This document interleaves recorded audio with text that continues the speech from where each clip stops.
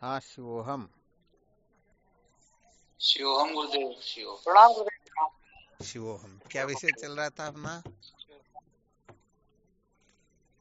संसार को बनाए रखकर कभी भी सत्य का साक्षात्कार नहीं किया जा सकता। संसार को बनाए रखकर कभी भी सत्य का साक्षात्कार नहीं किया जा सकता, ये चल रहा था ना।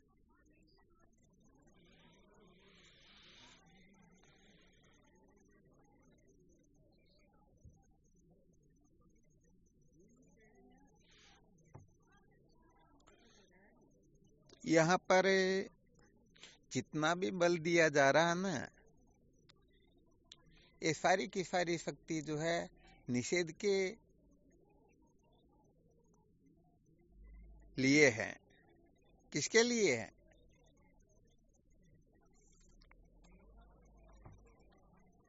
निषेध के लिए।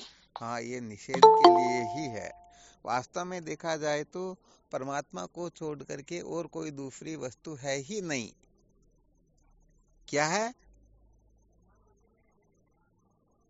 दूसरी वस्तु है ही नहीं। हाँ बिल्कुल बिल्कुल। इसके लिए अनेक श्रुति स्मृतियां प्रमाण हैं, जिसमें यह सिद्ध किया गया है कि जैसे समुद्र में जल को छोड़ करके फेन तरंग बुदबुदे कुछ होते ही नहीं, जैसे सोने को छोड़कर जेवर होते ही नहीं, ऐसे ही उस अद्वितीय आत्म तत्व के सिवाय, अपने सिवाय, परमात्मा तत्व के सिवाय नैना नास्ति किंचन, कोई दूसरी वस्तु है ही नहीं। ईशावास्यम इदम सर्वम, ब्रह्म एवेदम सर्वम, आत्म एवेदम सर्वम, वासुदेव सर्वम आदि जितना भी वर्णन आता है ना, क्या सिद्ध करता है? ये परमात्मा को छोड़ करके और दूसरी कोई वस्तु है ही नहीं। देखो यहाँ पर क्या होता है, श्रुति माता यहाँ पर स्पष्ट संकेत करती हैं, परमात्मा के सिवाय यदि हम किसी की भी कल्पना करेंगे तो वही वस्तु अपने को दुखी कर देगी। क्या कर देगी? दुखी कर देगी। हाँ, जैसे ठूंठ में न तो चोर होता है, न डाकू होता है, न भूत होता है, परंतु जब हम ठूंठ में किसी की भी कल्पना कर लेते हैं तो वह कल्पना अपने को दुखी करने लग जाती है। क्या करने लग जाती है? दुखी करने लग जाती है। दुखी करने लग जाती है। अब यदि सुखी होना हो तो क्या करना होगा? कल्पना को छोड़ना बस। हाँ, सुखी होना हो तो केवल और केवल मात्र इतना करना है कि जो जो हमने कल्पना कर रखी है उन कल्पनाओं से अपने को छुटकारा प्राप्त करना है। उनसे अपने को क्या करना है? छुटकारा प्राप्त करना। छुटकारा प्राप्त करना है। ऐसा समझना चाहिए। वस्तु को ठीक ठीक समझना यही ज्ञान होता है, और ठीक ठीक नहीं समझना यही ज्ञान होता है। उल्टा समझना यही विद्या होती है। तो देखो, इस जगह पर हमने जो ठूंठ ही है, ठूंठ के सिवाय और कोई है ही नहीं, परंतु हमने उसको भूत डाकू पता नहीं क्या का क्या मान लिया। तो बताओ, ठूंठ से भूत प्रेत आदि की कल्पना करना, चोर डाकू की कल्पना करना, शत्रु मित्र की कल्पना करना, ये प्रवृत्ति हुई या निवृत्ति हुई? प्रवृत्ति हुई गुरुदेव। प्रवृत्ति हुई प्रवृत्ति ना। हुई। हाँ, तो ये विशेष बात है। अब प्रवृत्ति हुई तो जब तक ये प्रवृत्ति ठीक प्रकार से बाधित नहीं हो जाती हैं, तब तक बताओ हम सचमुच में कृतार्थ हो सकते हैं? कभी नहीं हो सकती। हाँ, कभी नहीं हो सकते हैं। तो ये प्रवृत्ति निवृत्ति का जो विधान किया गया है ना, केवल और केवल मात्र अविद्या के वशीभूत हुए जो जीव है उनके लिए ही इनका विधान है। अर्थात हमने अधिष्ठान का ठीक ठीक सम्यक प्रकार से रहस्य नहीं समझा, और हमने कल्पना कर ली कि ये ठूंठ नहीं है बल्कि भूत है, ये रस्सी नहीं है बल्कि सर्प है, ये सीपी नहीं है बल्कि चांदी है, ये मृग तृष्णा का जल है। तो ये प्रवृत्ति हो गई ना।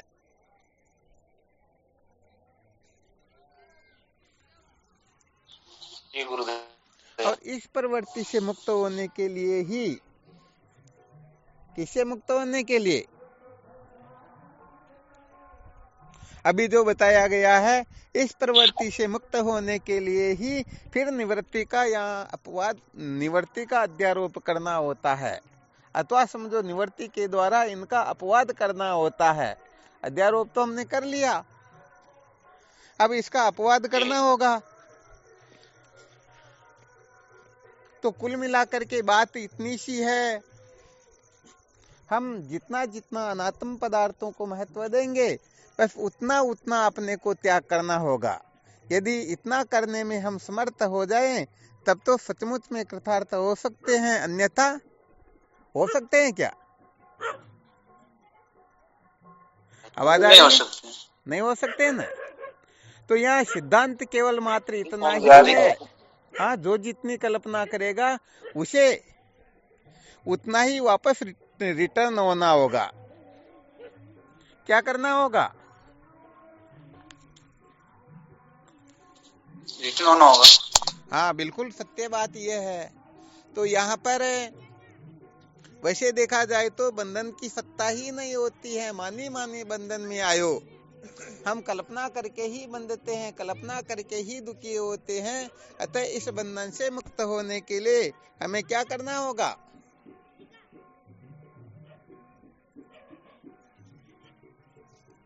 क्या करना होगा? हाँ, इसके लिए अधिष्ठान ज्ञान की अपेक्षा होती है। अधिष्ठान ज्ञान अपेक्षित होता है। किसका ज्ञान अपेक्षित होता है? अधिष्ठान ज्ञान। हाँ, बिल्कुल सत्य वचन। अरे भाई, इस बात को तो हम अच्छी तरह से जानते हैं। कौन सी बात को?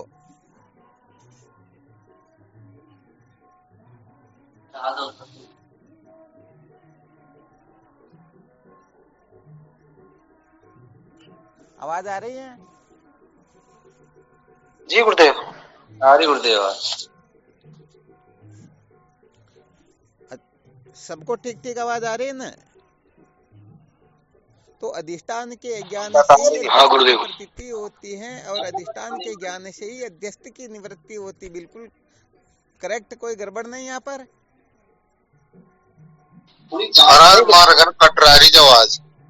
चलो, आज इस ऐसे गांव में जहाँ पर शायद नेटवर्क भी बहुत कमजोरी है,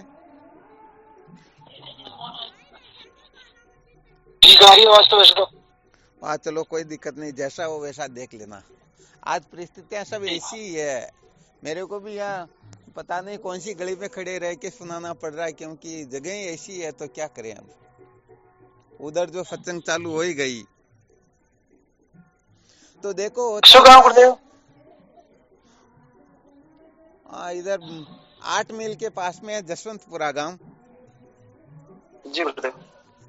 तो क्या होता है, अधिष्ठान के ज्ञान से अध्यस्त की प्रतीति होती है, और अधिष्ठान के ज्ञान से अध्यस्त की निवृत्ति होती है। इस बात को हमें अच्छी तरह से समझ लेना है। सूत्र समझ में आ गया? हाँ, यहाँ पर अधिष्ठान कौन हुआ, अध्यस्त कौन हुआ? आ गया गुरुदेव। अधिष्ठान कौन हुआ और अध्यस्त कौन हुआ?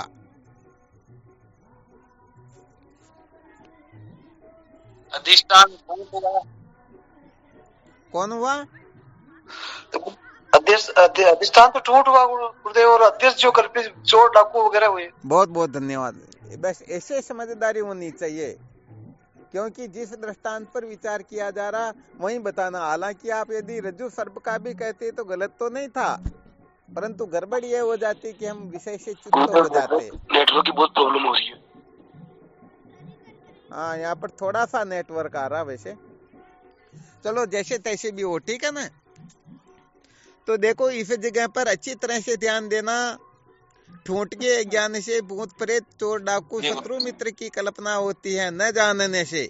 और यदि हम ठूंठ को ठीक ठीक तरह से जान ले तो बताओ, वहाँ चोर डाकू भूत प्रेत कुछ भी रह सकता है क्या?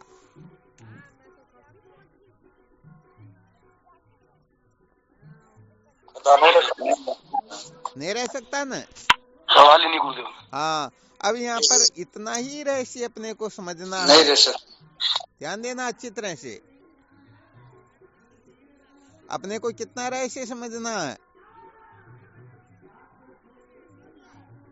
यदि हम ठूंठ को जानने की ओर प्रवृत्त होंगे, अथवा ऐसा समझो हम चोर डाकुओं से निवृत्त होकर के ठूंठ की ओर प्रवृत्त हो जाएंगे तो हमें अधिष्ठान का ज्ञान हो जाएगा, और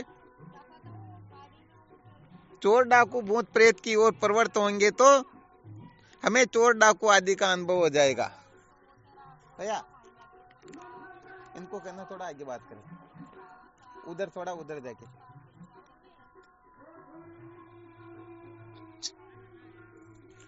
ठीक है ना? जी गुरुदेव। तो इस जगह पर यदि हम ठूंठ को जानने का पक्का मानस बना लेंगे तो हमारी जो प्रवृत्ति है किस ओर हो जाएगी, अपनी दिशा किस ओर होगी फिर?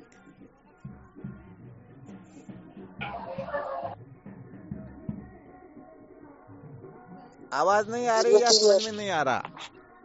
निवृत्ति की ओर हो जाएगी गुरुदेव, अधिष्ठान की ओर हो जाएगी। हाँ, तो ठूंठ की ओर अपने को मुक्त करना होगा ना, इसमें कौन सी बड़ी बात है? जी गुरुदेव, अधिष्ठान को जान लेंगे। तो ठूंठ की ओर यदि अपनी प्रवृत्ति होगी तो हम ठूंठ को जानने का ही प्रयत्न करेंगे, और यदि अध्यस्त की ओर हमारा मुख होगा, उस ओर जाने की अपनी प्रवृत्ति होगी, तो फिर हमें ठूंठ का ज्ञान होगा या चोर डाकुओं का ज्ञान होगा? चोर डाकुओं का ही होगा। चोर डाकुओं का होगा ना। तब देखो यहाँ पर इस दुख से मुक्त होने के लिए, छुटकारा प्राप्त करने के लिए केवल और केवल मात्र इतनी ही समझ अपेक्षित है। यदि सचमुच में हम चोर डाकुओं से भयभीत हो रहे हो और उनसे छुटकारा चाहते हैं, तो हमें ये चोर डाकू जिसको ठीक ठीक न जानने से प्रतीत हो रहे हैं, अथवा जिसको न जान करके हम सुखी दुखी हो रहे हैं, उस ओर अपने को प्रवृत्त होकर के उस अधिष्ठान का ज्ञान अपने को अपेक्षित रहेगा। कोई गड़बड़ घोटाला है क्या?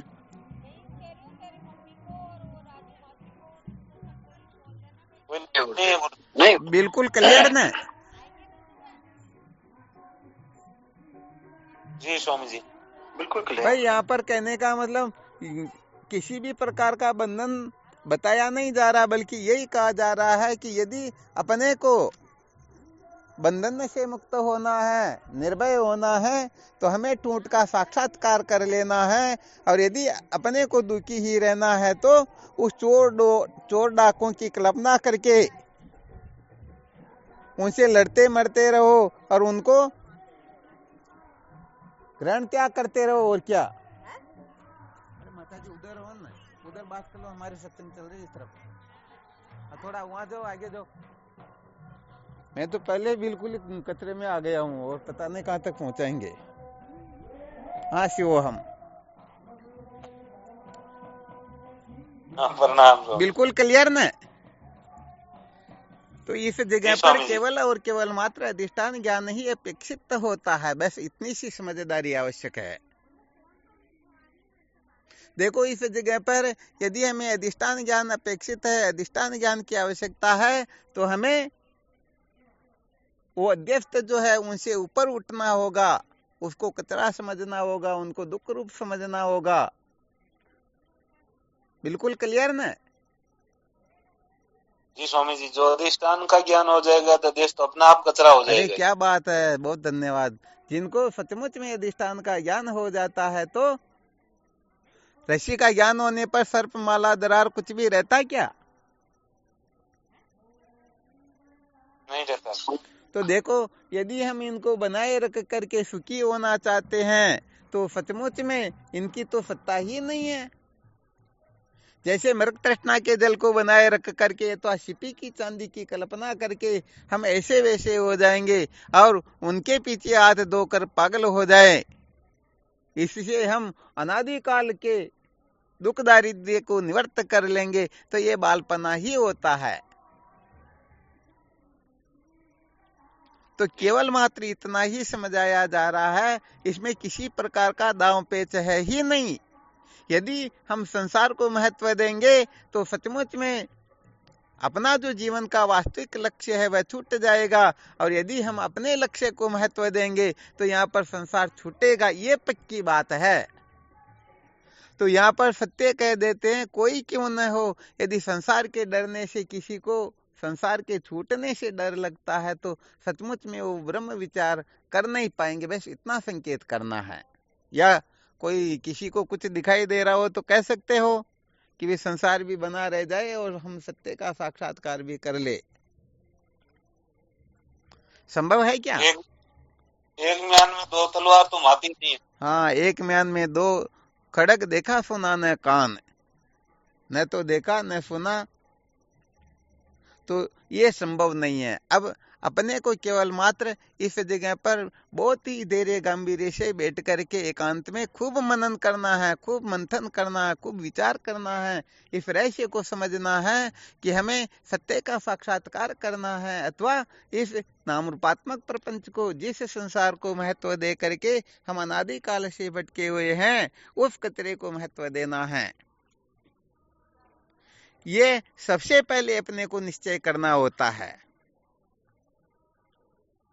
क्योंकि हम सचमुच में ऐसा निश्चय कर लेंगे, जैसे समझो किसी ने निश्चय कर लिया संसार छूटे तो छूटे, मुझे तो सत्य का साक्षात्कार करना है, तो सत्य कहें तो संसार जब छूटने लगेगा तो वो पागल नहीं होंगे, मरने मारने पर उतारू नहीं होंगे। और यदि संसार को बनाए रखने का आग्रह कर ही लिया हो तो फिर संसार छुड़ाने की चेष्टा करेंगे तो क्या होगा? बड़ा गड़बड़ घोटाला हो जाएगा। तो यह वेदांत में कहने का मतलब जो सूत्र होते हैं ना, बिल्कुल क्लियर होते हैं। यहाँ ऐसा नहीं होता है कि किसी को जबरदस्ती से नहीं तुमको सत्य का साक्षात्कार करना ही होगा। यहाँ पर तो दोनों पक्ष रख दिए जाते हैं, देखो भाई ये पीतल है, ये सोना है, इसकी रेट ये है, इसकी रेट ये है, अब तुम्हारे पास में जैसे पैसे हैं वैसे ले लो, और क्या असली चाहिए या नकली चाहिए। तो इतना सा रहस्य अपने को समझना है। तो हम जितना जितना संसार को महत्व देंगे, सच्ची बात यह है कि हम उतना उतना दुखी हो जाएंगे, क्योंकि संसार मूल में है ही दुख स्वरूप। क्या है? दुख स्वरूप भी है, फिर भी ये छोड़ने वाली तो छोड़ करके ही रहेगी। अरे ये तो चाहे कोई कुछ करे या न करे, ये तो पक्का है, निश्चित है कि ये सारा का सारा नाम रूपात्मक प्रपंच जो है ये बिना हुए ही प्रतीत हो रहा है, इसकी सत्ता ही नहीं है। जैसे मृग तृष्णा का जल हम जितना पीएंगे उतना वो आगे ही दिखाई देगा, वो मिलने वाला है ही नहीं। ऐसे ही हम दौड़ते हुए अपने प्राणों को गंवा बैठेंगे, परंतु हाथ में कुछ आने वाला है ही नहीं। अतः इस जगह पर यदि आत्म तत्व को छोड़ करके इस नाम रूपात्मक प्रपंच का कोई चयन करे कि नहीं नहीं हम तो इस संसार को बनाए रखेंगे, हम तो संसार के साथ में धोखाबाजी नहीं कर सकते हैं, हम तो संसार को महत्व देंगे, किसी भी प्रकार का आग्रह क्यों न रहे, तो ये आग्रह निश्चित रूप से उन्हें सत्य के साक्षात्कार में बहुत बड़ी बाधा डाल देगा, बहुत बड़ी बाधा पहुंचा देगा।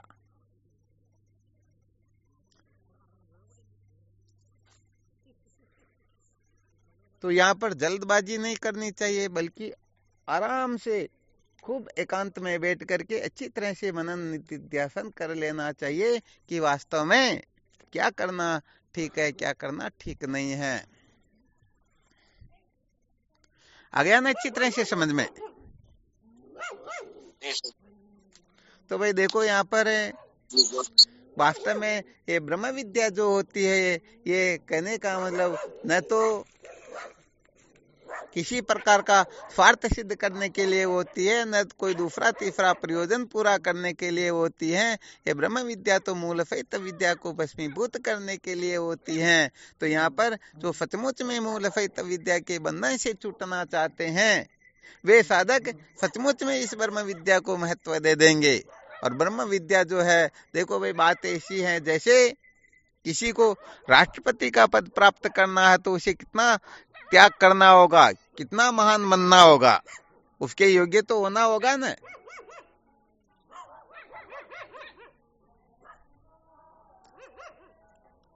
तो ऐसे ही ये ब्रह्म विद्या जो है ये भी बलि चाहती है। हाँ, यहाँ पर भी त्याग वैराग्य की आवश्यकता होती है, यहाँ पर जिज्ञासा की आवश्यकता होती है, यहाँ पर खूब सोच समझ करके फिर निर्णय लेना होता है। तो जब तक हम ठीक ठीक तरह से नहीं समझ लेते हैं तब तक सच्ची बात यह है कि हम न तो इधर के रहते हैं न उधर के रहते हैं। इतो नष्ट है तो भ्रष्ट है। तो साधकों को केवल और केवल मात्र इतना जरूर समझ लेना चाहिए कि सारा का सारा नाम रूपात्मक प्रपंच जो है, ये संसार जो है, सचमुच में ये केवल और केवल मात्र धोखा ही है। यहाँ पर सचमुच में सत्यत्व कुछ है ही नहीं।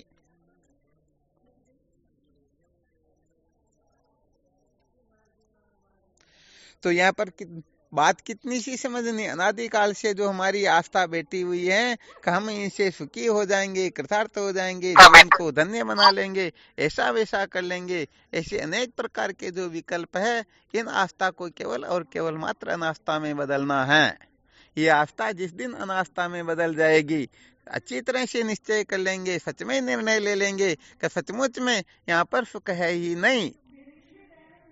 आ गया समझ में?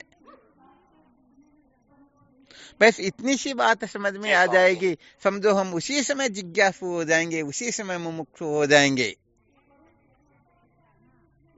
तो यहाँ पर ये प्रवृत्ति निवृत्ति का जो रहस्य बताया गया है, कुल मिलाकर के ठूंठ को महत्व देना प्रवृत्ति है और ठूंठ को महत्व देना निवृत्ति है, और भूत प्रेत चोर डाकू शत्रु मित्र को महत्व देना यही क्या है? प्रवृत्ति है। बस ये प्रवृत्ति है। अब इसमें दांव पेच है ही नहीं। हाँ, यहाँ पर ऐसा भी नहीं होता कि अपने को कोई धक्का काम करना हो, कि थोड़ा सा ज्ञान प्राप्त कर ले तो इससे काम चल जाएगा। ऐसे वास्तव में कुछ काम चलने वाला वास्तव में है नहीं। ये थोड़ी विशेष बात है। आ गया समझ में? हाँ, यहाँ पर वो कम ज्यादा नहीं होता कि चलो हम तो थोड़ा सा ज्ञान प्राप्त कर लिए, अपना काम चल जाएगा। ठीक, काम चल जाएगा, परंतु काम चलाना नहीं है, अनादिकाल से चलाते आ रहे हैं। वास्तव में ये ब्रह्म विद्या तो सबकी फैक्ट्री बंद करने वाला होता, चाहे शरीर की हो, चाहे इंद्रियों की हो, चाहे प्राण की हो, मन की हो, बुद्धि की हो, सारी की सारी फैक्ट्रियों को ताला लगा देता है।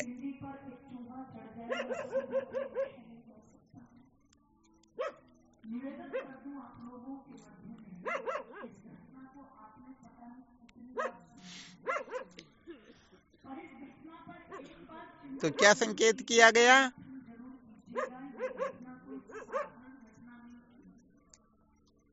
ये केवल मात्र अंतर्मुख बनाने का है।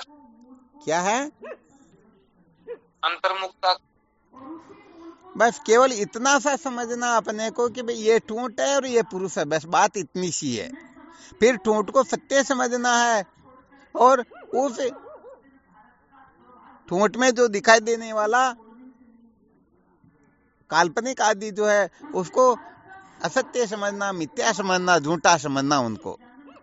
यहाँ पर देखो, अच्छी तरह से इस रहस्य को निश्चय कर लेना। हम जिसको महत्व देते हैं उस ओर न चाहते हुए भी प्रवृत्ति होती है। अरे प्रवृत्ति तो क्या होती है, 24 घंटे उसी वस्तु का चिंतन चलता है। और जिसको महत्व नहीं देते हैं उनका चिंतन सपने में भी नहीं चलता है। पक्का है या नहीं है? क्योंकि बुद्धि सदैव सत्य का पक्षपात करती है। किसका पक्षपात करती है? बुद्धि। हाँ, यहाँ पर ये बुद्धि सत्य को ही महत्व देती, चाहे अपना कितना भी बड़ा शत्रु क्यों न हो, वह भी यदि सत्य बात कह रहा हो तो बुद्धि उसे ही स्वीकार करेगी। अरे भाई, बात तो ये बिल्कुल ठीक है। और अपना कितना भी खास क्यों न हो, वह ठीक न कहे तो उनको बुद्धि महत्व देगी क्या? नहीं देगी स्वामी। तो बस केवल मात्र इतना ही समझ लो कि अपने को वो दृष्टांत जो बताया गया ठूंठ और पुरुष का, तो यहाँ पर ठूंठ को सत्य और पुरुष को मिथ्या समझना है। तो ऐसे ही ये समस्त प्रपंच का जो अधिष्ठान है, सारा का सारा प्रपंच जिस आत्म तत्व को बिना जाने हुए ही प्रतीत हो रहा है, बस उस आत्म तत्व को हमें महत्व देना है, उसको सत्य समझना है। और उस आत्म तत्व को न जानने से जितना भी नाम रूपात्मक प्रपंच प्रतीत तो होता है, ये सारा का सारा प्रपंच भ्रम मात्र है, कल्पना मात्र है, इनकी सत्ता ही नहीं है। ये दिखाई तो देता है परंतु होता कुछ भी नहीं। जैसे सपना दिखाई जरूर देता है परंतु वास्तव में उसकी उपलब्धि होती क्या? न तो टूट में पुरुष की उपलब्धि होती है और न रस्सी में सर्प की उपलब्धि होती है। तो ये सारा का सारा बंधन जो है, सारा का सारा ये नाम रूपात्मक प्रपंच कल्पना मात्र होते हुए भी जब हम इनको महत्व दे देते हैं, अधिष्ठान का यथार्थ ज्ञान नहीं होता है, तो ऐसा न होने से हम इस प्रपंच को सत्य प्रिय रमणीय समझ करके पुनरपि जननम पुनरपि मरणम पुनरपि जननी जठरे शयनम वाली स्थिति को प्राप्त हो जाया करते हैं। तो वह साधकों को केवल मात्र इतना अच्छी तरह से निश्चय कर लेना है, समझ लेना है कि केवल और केवल मात्र परमात्मा जो है वह सत्य है और परमात्मा के सिवाय जो कुछ भी है वो सारा का सारा कल्पना मात्र है, अपना बनाया हुआ है। तो ऐसा जब कोई निश्चय कर लेंगे, समझ लेंगे, तो सत्य बात यह है झूठी वस्तु की ओर किसी की प्रवृत्ति नहीं होती है, सत्य की ओर निश्चित रूप से प्रवृत्ति हो जाती है। हाँ, ये जरूर है, यहाँ थोड़ा एक संकेत और कर देते हैं। जैसे किसी को भूख लग रही हो, उस समय वह भोजन की ओर ही प्रवृत्त होगा, भले 7 दिन की सूखी रोटी क्यों ना हो। चित्र पर बने हुए अनेक प्रकार के पकवान बताओ, उनकी ओर प्रवृत्ति होगी क्या? कभी नहीं होगी। हाँ, नहीं होगी बिल्कुल, क्योंकि उन्हें सचमुच में भूख लग रही है। यदि सचमुच में भूख नहीं लगती तो वे केवल और केवल मात्र चित्रों को देखने में अपना समय पूरा कर देता। बिल्कुल पक्का? बिल्कुल पक्का गुरुदेव। तो ऐसे जो सचमुच में सच्चे जिज्ञासु होते हैं वो केवल और केवल मात्र, क्योंकि सच्ची मुमुक्षुता जब उदय हो जाती है और ये बात भी अच्छी तरह से समझ में आ जाती है कि इस तत्व को जान करके ही, अर्थात ब्रह्मावगति पुरुषार्थ है, ब्रह्म को जान करके ही जीव अजर अमर हो सकता है, निर्भय हो सकता है, कृतार्थ हो सकता है। बाकी इसको छोड़ करके हम ब्रह्म में जितनी भी प्रकार की कल्पनाएं करते हैं उनसे कभी भी न भूतो न भविष्यति, न कभी सुखी हुए कभी होंगे, नहीं हो सकते ही नहीं। तो बताओ, अपनी स्वतः प्रवृत्ति संसार की ओर होगी या परमात्मा की ओर? परमात्मा की ओर होगी। हाँ, बस सदा सर्वदा इस रहस्य को बहुत अच्छी तरह से समझ लेना चाहिए।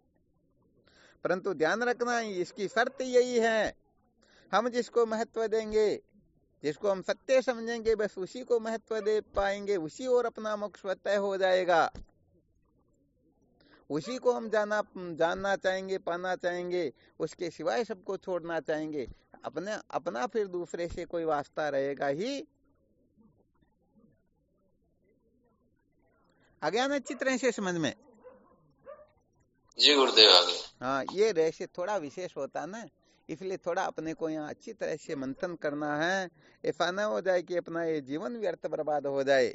थोड़ी सी नासमझी अपने को सच्ची कहे तो सदा सदा के लिए भटका देती हैं, इसलिए अपनी नासमझी का सम्यक प्रकाश से त्याग करना है। बस यही कारण था कि कल जो सुनाया था, हम मन को महत्व दे करके, अनात्म प्रपंच को महत्व दे करके सत्य का साक्षात्कार करना चाहते हैं, बस बड़ा गड़बड़ घोटाला हो जाता है। क्योंकि मन जो है, सदा ध्यान रखना, मन प्रियता की ओर झुकता है और बुद्धि सत्य की ओर प्रवृत्त होती है, उसी ओर झुकती है। तो यदि मन को महत्व देंगे तो मन को तो जो प्रिय लगता है वही तो करेगा ना।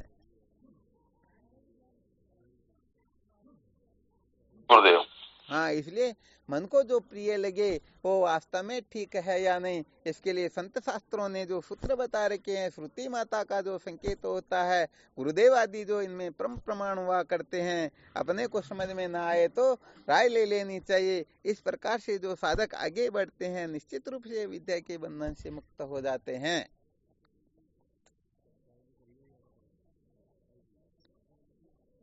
तो मन किसकी ओर झुकता है? प्रियता की ओर। हाँ, प्रियता का मतलब इस मन को जिस ओर मजा आएगा, सच्ची बात कहे तो ये उसी ओर ही झुकेगा।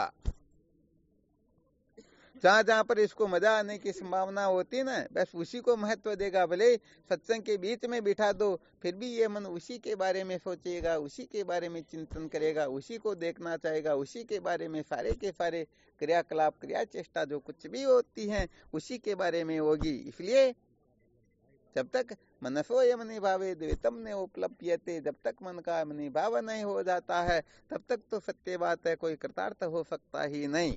इसलिए इस मन पर विजय प्राप्त करने की हमें सतत चेष्टा करते रहना चाहिए।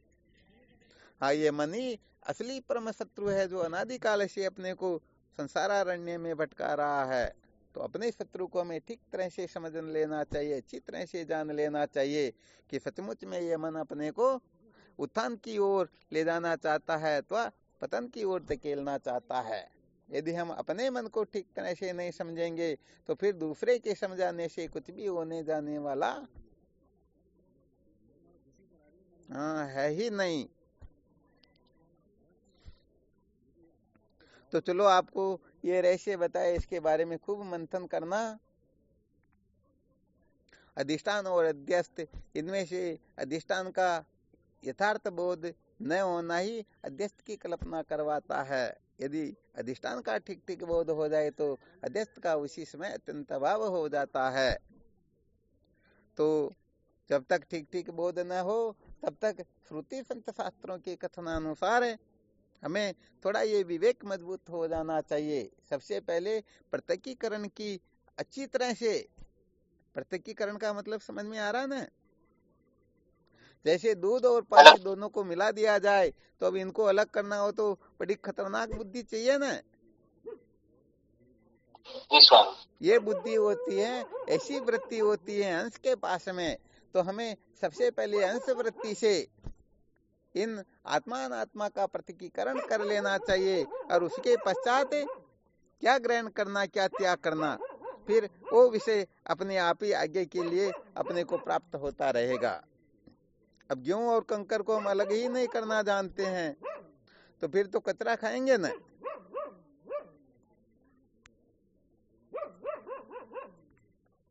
या असली चीज खाएंगे? कचरा खाएंगे स्वामी। हाँ, कचरा ही खाएंगे। तो सबसे पहले समस्त साधक अच्छी तरह से, हम ये नहीं कहते हैं कि भले आप उसको प्रवृत्त हो या मत हो, ये आपकी मर्जी है, परंतु कम से कम खोपड़े में ये बात बैठ जानी चाहिए कि हमारा मन हमें जो कह रहा है, हमें नचा रहा है, ये सचमुच में ठीक नहीं है। मन जो कुछ भी अपने को करने धरने के लिए कह रहा है ये सब भटकाना ही है। तो यहाँ पर जब हम अच्छी तरह से विश्लेषण करेंगे तो अपना मन ठीक कहता है या गुरुदेव ठीक कहते हैं, अपना मन ठीक कहता है या श्रुति माता ठीक कहती हैं, इस प्रकार से जब आप विवेचना करने लगोगे तो सचमुच में पक्के विवेकी हो जाओगे। और जब अलग अलग ठीक प्रकार से कर लोगे और फिर समझ में आ जाए कि ये ठीक है, ये ठीक नहीं है, इसे ग्रहण करना चाहिए, इसका त्याग करना चाहिए, तो सचमुच में हाँ, आपको कृतार्थ होने से कोई रोक नहीं सकता, किसी की ताकत ही नहीं है।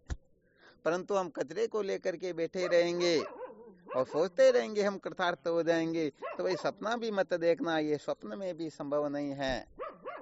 जगत खेद में परे जिन केवल दुखता माही, सत्य सत्य पुण्य सत्य कहूँ सुख सपने हो नहीं। अरे स्वप्न में भी सुख प्राप्त होता ही नहीं, इसलिए कम से कम समझ तो लेना चाहिए ना कि भाई इस जगह सुख सपने में भी नहीं है। फिर भले ही आप 24 घंटे वहाँ सुख लेते रहो, कल्पना करते रहो, वहाँ बैठे रहो, उलझे रहो, परंतु कम से कम अंदर की थिंकिंग जो है, अंदर की जो विचारधारा है, कम से कम वह बदल जाए, कम से कम उसमें परिवर्तन हो जाए। वरना सचमुच में हम संसार को सुख रूप समझ करके बैठे रहेंगे, फिर भले ही आप समस्त विश्व का त्याग कर दो, फिर भी स्वप्न में भी कल्याण होने वाला। हाँ, इसलिए कुछ कुछ सूत्रों का हमें बहुत सूक्ष्म रीति से अनुसंधान करना होता है, अच्छी तरह से समझना होता है। सच्ची बात है कि जीवन व्यर्थ न चला जाए, इसके लिए 24 घंटे हमें सावधान रहना होता है। आ गया ना अच्छी तरह से समझ में? आ गया गुरुदेव। हाँ, चलो बहुत बहुत धन्यवाद। फिर करो चिंतन मनन और सचमुच में शूरवीर होकर के उत्तिष्ठत जागृत प्राप्य वरान्य बोधत है। बस इसी सूत्र को अपनाते हुए हमें सत्य का साक्षात्कार करना है और इसके लिए असुप्ते रामर्ते कालम नैर वेदांत चिंतया, जागने से लेकर के सोने तक, जन्म से लेकर के मृत्यु तक केवल और केवल मात्र अद्वैत वेदांत का ही विचार करते रहना चाहिए, क्योंकि यही जीवन का सार है। आ गया समझ में? जी गुरुदेव। चलो ठीक शिवोहम, आज का विषय इतना ही काफी, कल देखेंगे फिर। प्रणाम भगवान, आपके चरणों में कोटि कोटि प्रणाम। हाँ शिवोहम। शिवोहम महाराज प्रणाम, कोटि कोटि प्रणाम। शिवोहम नारायण शिवोहम। प्रणाम स्वामी जी, आपके श्री चरणों में कोटि कोटि प्रणाम। प्रणाम गुरुदेव। शिवोहम। गुरुदेव शिवोहम भगवान गुरुदेव, आपके श्री चरणों में बारंबार प्रणाम। कोटि कोटि वंदन गुरुदेव, आपके श्री चरणों में बारंबार प्रणाम। हाँ शिवोहम, ठीक शिवोहम। प्रणाम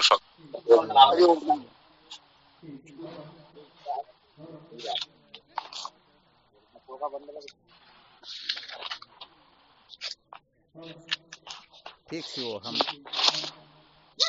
प्रणाम।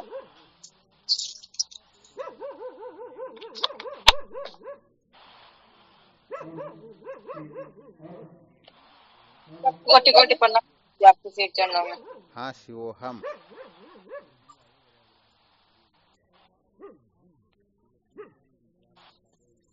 चलो ठीक शिवोहम।